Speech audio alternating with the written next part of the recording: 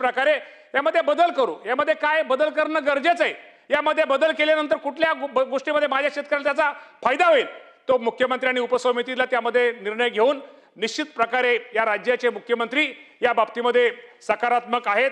आणि आपल्याला परत तुम्ही उद्या म्हणसाल की मुख्यमंत्री म्हटले होते की 30 जून पूर्वी कर्जमाफी दिली जाईल, ही गोष्ट बरोबर आहे, उद्या 30 जून आहे, परंतु आपल्या सगळ्यांना माहिती आहे की आज आपलं हे अधिवेशन चालू आहे, आपण पुरवणी मागण्यावरती चर्चा करतोय आणि पुरवणी मागण्यामध्येच शेतकऱ्यांच्या कर्जमाफीच्या बाबतीमध्ये जी रक्कम आहे या बाबतीमध्ये आपण इथं चर्चा केल्यानंतर ही चर्चा केल्यानंतर ह्याला मंजुरी दिल्यानंतर आपण राज्यपाल महोदयांच्या सहीला हे आपल्याला कर्जमाफीच्या ही त्यांची जी आपली योजना आहे ती त्यांच्या सही राज्यपाल महोदयांच्या सहीसाठी जाईल आणि राज्यपाल महोदयांची सही झाल्यानंतर साधारणतः 5 जुलैच्या नंतर ह्या कर्जमाफीची रक्कम ही माझ्या शेतकऱ्याच्या खात्यामध्ये अदा केली जाईल, हे पण आपल्या सगळ्या सदस्यांना आपल्या सर्वांना या बाबतीमध्ये मी सूचित निश्चित प्रकारे करतो।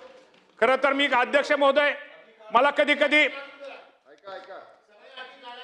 शेवटी सुरुवात तर केली पाहिजे, सुरुवात केल्यानंतर वडेट्टीवार साहेब त्यातनं आपल्याला काय अडचणी आहेत त्यातनं शेवटी वडेट्टीवार साहेब 100% तुम्हाला पण शेतकऱ्यांची काळजी आहे, आम्हाला पण शेतकऱ्याची काळजी आहे।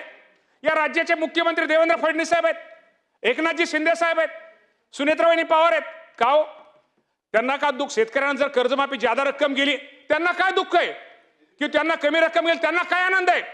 ती पण शेवटी शेतकऱ्या तुम्ही ऐकून घ्या, जरा ऐकून घ्या। त्यामुळं त्यांना पण आम्हाला पण इथं बसलेल्यांना पंकजा ताई सकट सगळ्यांना शेतकऱ्यांची काळजी आहे हो। त्यामुळं असं काय होईल विनाकारण असा एखाद्या वेळेस भ्रम केला जातो, तुम्हालाच काळजी आहे ना आम्हाला काळजी नाही, अरे आम्ही पण शेतकऱ्याची लेकरं आहोत हो। त्यामुळे तुम्ही काळजी करू नका, या राज्यातील माझ्या अडचणीला शेतकऱ्याला मदत करणं, कर्जमाफीच्या पाठीमागे उभा राहणं हे आमच्या सगळ्यांचं कर्तव्य आहे। त्याप्रमाणे राज्याचे मुख्यमंत्री हे निर्णय घेत आहेत, त्यामुळे तुम्ही काळजी करू नका। हे पण आजच्या ह्याच्यामुळे तुम्हाला पुरवणी मागण्याच्या टायमाला सांगतो। खरं तर सदस्यांनी अनेक चांगले मुद्दे मांडले, मी तुम्हाला सगळ्यांचीच उत्तरं वगैरे आज करणं सावरकर ओझरतं, परंतु त्या बाबतीमध्ये मी तुम्हाला एवढंच सांगेल, ज्या सदस्यांनी जे चांगले मुद्दे मांडले त्यामुळे त्या सगळ्या मुद्द्याची आम्ही निश्चित प्रकारे सगळ्यांची नोंद घेतलेली आहे आणि नोंद घेऊन त्या बाबतीमध्ये त्यातनं काय गोष्टीचं आम्ही उत्तर देण्याचा प्रयत्न निश्चित प्रकारे करतोय। आपल्या सगळ्यांना माहित आहे की मगाशी आमच्या सुधीर भाऊंनी कृषी समृद्धी योजनेच्या बाबतीमध्ये खूप चांगलं मांडलं की आपल्या सगळ्यांना माहित आहे की शेतकऱ्यांच्या बाबतीमध्ये विकास पायाभूत सुविधा किंवा एक शेतकऱ्यांचा विकास झाला, शेतकऱ्यांना मदत झाली पाहिजे, त्यासाठी या राज्य सरकारने कृषी समृद्धी योजना ही आणलेली आहे आणि साधारणतः त्यांचं म्हणणं बरोबर आहे की 5,000 कोटीची आपण घोषणा केलेली आहे। इथं घोषणा केल्यानंतर आपण फक्त ह्या वर्षी 2,000 कोटीची तरतूद केली आहे।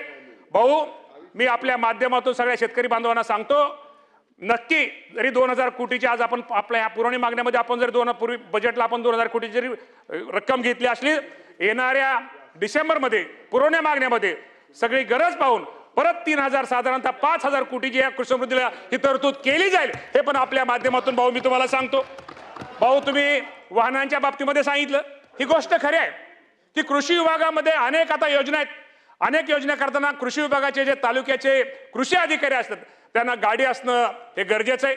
आपण बीडीओला गाडी देतो, आपण तहसीलदारला गाडी देतो, आपण इतरांना गाडी देतो, पण आपल्याला कृषी विभागाला गाडीची सोय नाहीये। या बाबतीमध्ये निश्चित प्रकारे आपण या बाबतीमध्ये त्या बाबतीमध्ये काय करता येईल आणि त्यामुळे कृषी विभागाच्या अधिकाऱ्यांना कशी आपल्याला गाडी उपलब्ध करून देता येईल तो देण्याचा प्रयत्न भाऊ निश्चित प्रकारे करू।